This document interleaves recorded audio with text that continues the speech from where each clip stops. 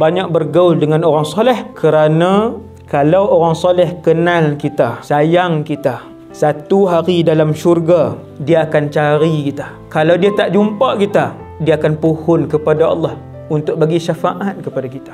Tinggal kampung kamu tak ada orang solat, tinggal hijrah pergi kampung sekian.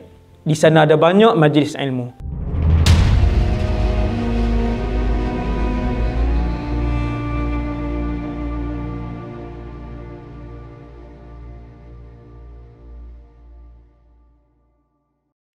Kisah masyhur, cerita benar, bukan zaman Rasulullah, zaman sebelum ni. Satu orang laki-laki bunuh 99 orang. Ada dalam Sahih Muslim kisah ni. Lelaki ni bunuh 99. Saya yakin dalam Putrajaya tak ada sejahat itu. Bukan di hospital ni, di seluruh Putrajaya. Kemudian dia rasa nak bertaubat. Saya nak terus hurai dia punya pengajaran hadis ni. Satu, tiap-tiap orang jahat, Islam ataupun tak Islam. Pengajaran pertama, setiap orang yang jahat, Islam ataupun tidak, Allah Subhanahu Wa Taala akan memberikan kepada dia sekali peluang dengan menarik beliau untuk kembali kepada kebenaran ataupun kembali kepada Allah Subhanahu Wa Taala.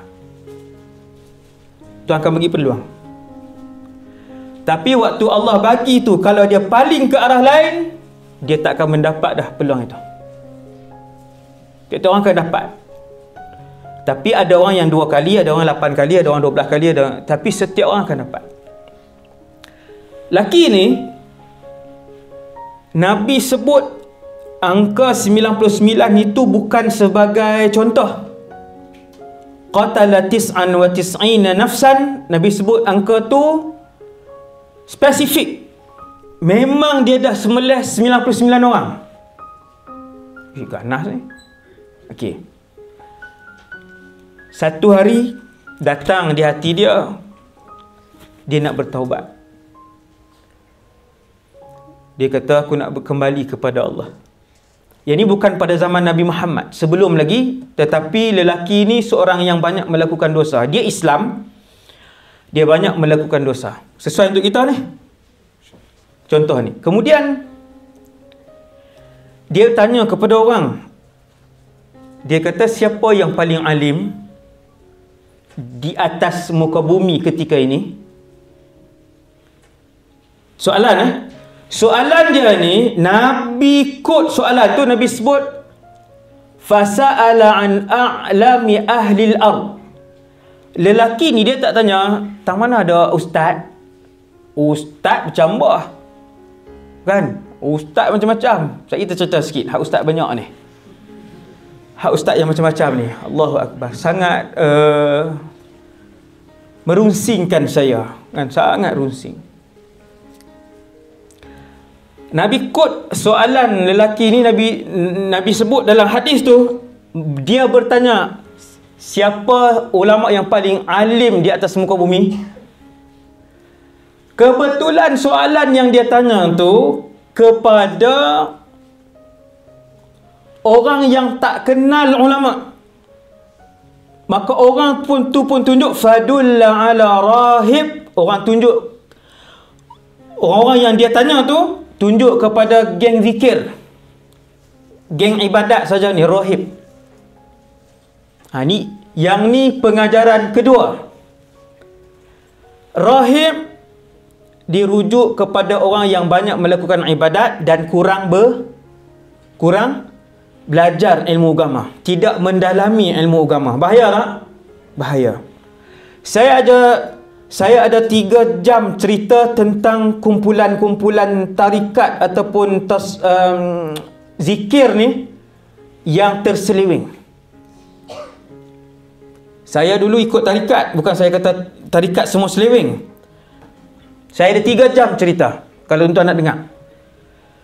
Sejak daripada saya balik daripada Syria sampai hari ni, sampai bulan lepas, saya masih lagi menerima kes ni. Bukan menerima melalui handphone. Orang datang ke tempat pengajian di Akademi Darul Ifta Sungai Petani, datang. Pasukan ni datang. Ada yang ramai, ada yang 3-4 orang, ada yang seorang. Cerita yang terlalu banyaklah kumpulan ni. Tuan-tuan, bukan tarikat sesat, bukan tasawuf sesat. Tasawuf diamalkan oleh semua para ulama dunia yang muktabar lah. Dan tarikat-tarikat yang muktabar ni elok. Cuma syarat yang memimpin tarikat ataupun majlis zikir itu wajib orang yang alim. Yang kedua syarat dia salih. Mesti 2 syarat tu. Mesti alim. Mesti alim. Kalau tidak alim, dia akan bawa ke jalan yang sesat. Dan saya ada cerita yang begitu banyak. Bulan lepas ada 2 kisah yang terbaru. Antaranya ialah bila mereka zikir, tuan, anak murid macam ni ramai pada ni lagi. Ramai pada ni lagi. Yang pimpinan majlis ni duduk di depan. Satgi dalam tengah-tengah zikir tu, lepas setengah jam ke, kadang-kadang lepas 15 minit, lepas sejam, yang depan-depan ni pakat bangun.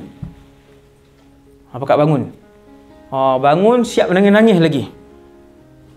Tu kenapa tu? Cuba teka tak? Kan? Yang terbaru, kes yang terbaru, bila bangun di mana orang yang pimpinan di depan ni siap menangis-nangis, bangun apa semua, yang bawah-bawah dia tanya, di akhir majlis tanya kenapa. Dia berkata Rasulullah sampai, Abu Bakar sampai, Khadijah sampai, Fatimah semua sampai. Nampak masuk kan.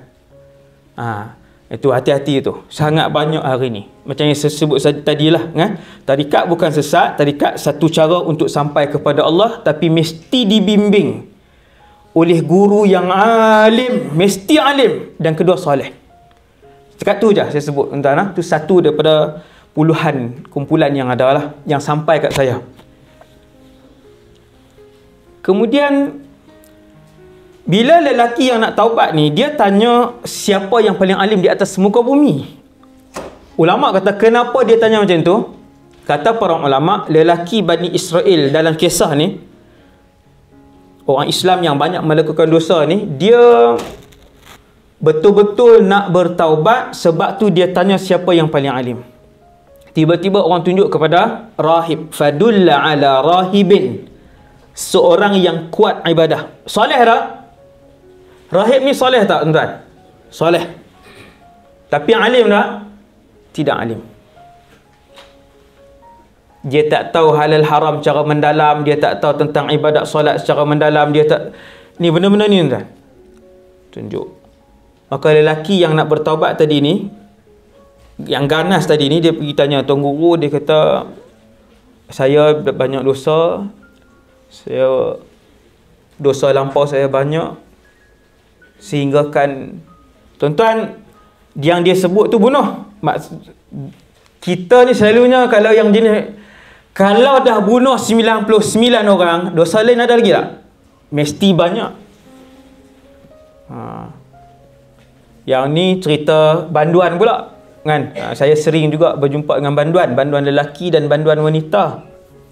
Rupanya ada tempat banduan wanita, sekali dengan anak-anak duduk di riba, nak ceramah pun tak boleh. Sebab kita tengok beranak dalam penjara apa semua. Lepas tu tak ada dah siapa nak pantang, nak jaga, tak ada. Apa yang dijamu makan tu lah, apa semua dipenjarakan. Kemudian cerita macam-macam, lupa. Apa tadi ni? Apa tadi ni? Okey, yang buat dosa banyak tadi. Saya jumpa banduan banyak. Saya pernah berdiri depan banduan yang ganah-ganah ni, dalam beberapa belas orang. Dalam ni sampai berdebar-debar sampai berpeluh-peluh. Dia baru pandang je banduan-banduan ni. Dan manusia ni, kalau dia dah jahat, contohnya bunuh 16 orang, adakah bunuh tu saja dia buat? Tak, selalunya dia terlibat dengan dadah, dia terlibat dengan pukul isteri, dia terlibat dengan macam-macam yang lain. Lelaki ni pun dosa yang paling banyak dia buat bunuh 99 orang. Dan banyak lagi yang lain yang dia buat. Lelaki ni. Bila dia tanya kepada tu orang tadi ni, rahib tadi ni, yang baik, rahib ni orang baik, banyak berzikir, banyak solat sebagainya, tapi dia cerita, dia kata, saya banyak melakukan dosa, saya nak kembali kepada Allah, tapi saya dah bunuh 99 orang. Bolehkah Allah terima? Rahib tu kata, kamu terlalu jahat. Kamu terlalu jahat. Tuhan takkan terima dosa orang yang sejahat kamu. Dia duk ingat dia jawab tu kemah dah. Tengok bahaya. Jadi bila dia tanya rahib tadi ni, tak payah sebut tuan guru lah, rahib tadi ni, rahib tu kata kamu terlalu jahat. Allah Ta'ala tak boleh terima dosa sampai kalau bunuh seorang tak sengaja, terlanggak ke apa. Itu huraian saya. Itu huraian saya. Ini kamu dah bunuh 99 orang. Dosa kamu terlalu banyak. Allah tak boleh terima taubat kamu. Tuan-tuan sekalian, di situ juga dia keluarkan senjata dia dan dia bunuh pakcik tadi. Di situ juga, bukan dia balik setelah seminggu dia datang bunuh. Di situ juga dia keluarkan senjata dia bunuh pakcik tadi. Macam-macam kita boleh huraikan. Maksudnya penjahat ni memang dia, kalau kita bawa pisau dah ni sekarang ni. Mana bawa pisau? Kepik kuku pun tak bawa. Dekat meja dah lah. Kita tak bawa pisau, kita pun bunuh orang. Doktor pun dia tak usung jarum tu mata-mata pun. Tuan-tuan sekalian, jadi dia bunuh, kemudian dia pun keluar. Tambah masa pula. Kemudian dia pun keluar daripada situ. Sekali lagi dia menyesal. Tengok lelaki ni. Sekali lagi dia menyesal. Kemudian datang satu lagi panggilan. Yang ni tiap-tiap orang dapat, insya-Allah. Iaitulah untuk bertaubat. Sekali lagi. Dia rasa menyesal lagi. Dia kata, ya Allah, bunuh cukup 100. Angka ni bukan angka contoh. Angka ni spesifik untuk Nabi bagi tahu. Kata para ulama, Nabi nak beritahu kepada kita, memang yang dia bunuh itu 100 orang. Subhanallah. Jadi sekali lagi dia duduk, selepas dia bunuh tu, dia berasa nak bertaubat. Dia pun tanya orang tempat lain, dia berjalan, dia tanya, siapa orang yang paling alim di atas muka bumi yang kamu semua kenal? Kali ni tempat yang dia tanya tu betul. Tuan-tuan, adakah semua orang kenal ulama? Tak semua kenal. Kalau usuk big stage, ramai. Orang kulim. Kan? Jadi tak semua orang kenal ulama. Bila lelaki ni dia pergi ke tempat yang betul, tempat yang tepat, tanya siapa yang paling alim, mereka pun sebut nama satu orang, betul. Dia ulama, dia alim dan dia soleh. Alim dan dia soleh. Laki-laki ni pun dapat nama, duduk di mana, dia pun pergi. Dia kata, tuan guru, dosa saya banyak. Saya banyak buat dosa. Saya dah buat sekian-sekian, saya bunuh 100 orang. Bolehkah Allah terima taubat saya? Tuan guru tu pun jawab, ma yahulu bainaka wa bainallah. Apa benda yang boleh menghalang kamu dan juga taubat kepada Allah Subhanahu wa taala? Tak ada. Itu jawapan yang betul. Jawapan sama dengan syariat Nabi Muhammad, iaitulah seandainya anak Adam bawa menghadap Allah dosa yang memenuhi bumi dan 7 petala langit, nescaya Allah SWT juga akan bawa kepadanya pengampunan sepenuh bumi dan 7 petala langit. Sepenuh bumi, entah bukan bunuh 100 orang, sepenuh bumi. Dosa apa? Dosa apa yang dia buat? Bunuh ratusan ribu orang, sebagainya. Maka lelaki alim yang soleh ni jawab, ma yahulu bainaka wa bainat taubati ila Allah. Tak ada benda yang boleh menghalang kamu dan taubat kepada Allah. Kamu tinggal di mana? Tuan guru tadi tanya. Dia pun sebut sekian-sekian. Tuan guru tu kata, tinggalkan tempat penginapan dan kampung kamu. Fa innaha ardusu, itu tempat orang-orang jahat. Tuan-tuan, ada tempat tak yang black area ni? Ada di Sungai Petani ada 2 tempat. Itu nak kata tu dia teruk Sungai Petani ya. Ni semua tempat ada, jangan kata teruk Sungai Petani. Black area ni polis akan keluarkan tempat. Bila tempat tu jenayah terlalu banyak apa semua kes ni berulang kerap, dia akan jadi black area di situ. Bila tuan guru tu tanya kamu tinggal di mana, dia sebut nama kampung dia. Tok guru kata kamu kena keluar dan tinggalkan tempat tu. Idhab ila ardi kadha, pergi ke satu tempat. Yang ni pengajaran. Pergi ke satu tempat nama kampung sekian. Di sana ada ramai orang soleh. Apa pengajaran dia? Kena banyak bergaul dengan orang soleh. Banyak bergaul dengan orang soleh, kerana kalau orang soleh kenal kita, sayang kita, satu hari dalam syurga dia akan cari kita. Kalau dia tak jumpa kita, dia akan pohon kepada Allah untuk bagi syafaat kepada kita. Sebab tu kalau dengar tok guru mai, tuan-tuan guru mai ke ceramah ke malam di mana ke, beritahu ke AJK Surah, ustaz, mai makan di rumah saya. Tok guru tu sajalah, AJK tak payahlah ramai sangat. AJK tu bodoh seronok lah. Depa jenis hijung ramai ni 8 orang, 11 orang kan. Ustaz tolong ajak tok guru tu dan seorang dua lagi mai makan di rumah saya. Ijak. Biar tok guru datang rumah kita, kenal kita. Yang tu syafaat orang soleh, tu tajuk lain.